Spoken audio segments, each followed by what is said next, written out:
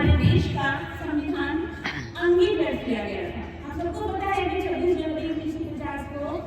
हमारा संविधान लागू हुआ था, जिसे हर साल हम रिपब्लिक डे के रूप में गणतंत्र दिवस के रूप में मनाते हैं। लेकिन हमें ये भी पता होना चाहिए कि आज ही के दिन 1949 में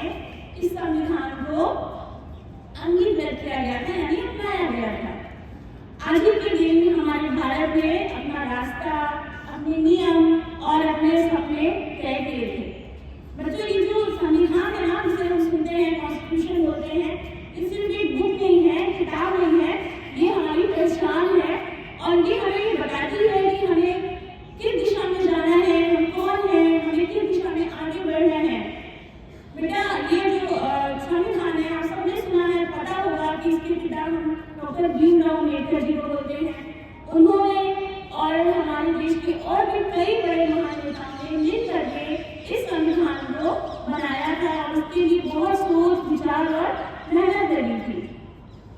ये संविधान ही है जो हमें न्याय, स्वतंत्रता, समानता और भाईचारे जैसे मूल्यों पर बढ़ने की प्रेरणा देता है। आज हम लोग इसी संविधान का जो पहला पन्ना है, जो शायद आप सबकी क्लासेस में लगा हुआ है, जिसे हम संविधान की प्रस्तावना, उद्देशिका या प्रियम्बल बोलते हैं। आप सब लोगों ने अपनी क्लासेस में देखा होगा ना, और उसमें कुछ वर्ड्स हैं जो आप लोगों ने पढ़े होंगे।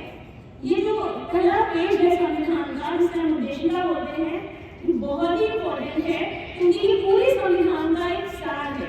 और इसमें वो शब्द हैं जो शायद आपको ना पता हो तो आप अपने टीचर से, स्पेशली सोशल साइंस के टीचर से भी पूछ सकते हैं